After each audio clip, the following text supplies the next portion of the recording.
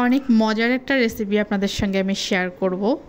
তো এটার পিছনে একটা সুন্দর গল্প আছে এই রেসিপির পিছনে, সেটাও শেয়ার করব সঙ্গে। তো আমার কাছে তো ভীষণ ভালো লেগেছে, আশা করি আপনাদেরও ভালো লাগবে। হ্যালো এভরিওয়ান, আসসালামু আলাইকুম। সবাই কেমন আছেন? আলহামদুলিল্লাহ, আমিও ভালো আছি।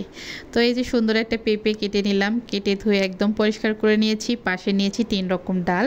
তো এখানে মুগ ডাল, মাসকলাইয়ের ডাল এবং খেসারির ডাল আছে। কেউ চাইলে অন্য কোনো ডালও দিতে পারেন, তবে মুগ ডালটা দিলে এটা খেতে ভালো স্বাদ হয় আর কি। তো পাশে মুরগির মাংস নিয়েছি।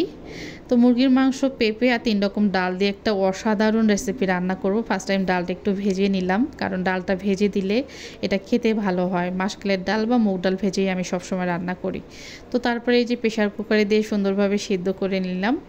আর এখানে সব কিছু বাকি মশলাগুলো অ্যাড করব। মাংস রান্না করতে যেগুলো আমরা নর্মালি মশলা ইউজ করি সেগুলোই আমি দিয়ে দেব। তো বাসায় একদিন কোনো রকম সবজি ছিল না, তো বাসায় এই কয়টাই সবজি ছিল, যেমন ডাল, পেঁপে আর মাংস ছিল।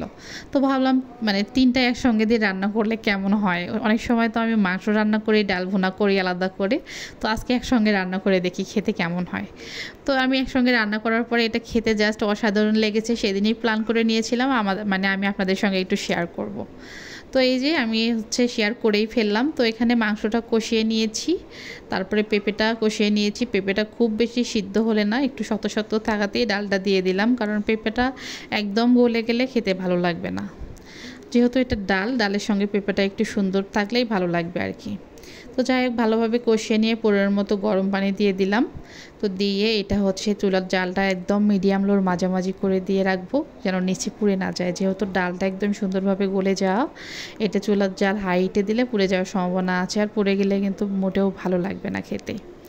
তো তারপরে নেড়েচেড়ে এই যে রান্না করার পালা, রান্না করতেছি। আর অনেক ভালো লেগেছে আমার কাছে রান্না করতে। আর সবচেয়ে ভালো লাগতেছে যে আপনাদের সঙ্গে এই রেসিপিটা শেয়ার করতেছি এই জন্য। তো গরম ভাতের সঙ্গে কিন্তু একদমই জমে যাবে, একদম আর অন্য কিচ্ছু লাগবে না যদি এই রেসিপিটা রান্না করেন। তো কেমন লাগলো অবশ্যই জানাবেন। ভালো লাগলে আমার ভিডিওটি শেয়ার করবেন, লাইক কমেন্ট করে পাশে থাকবেন। সবাই ভালো থাকেন, আল্লাহ হাফেজ।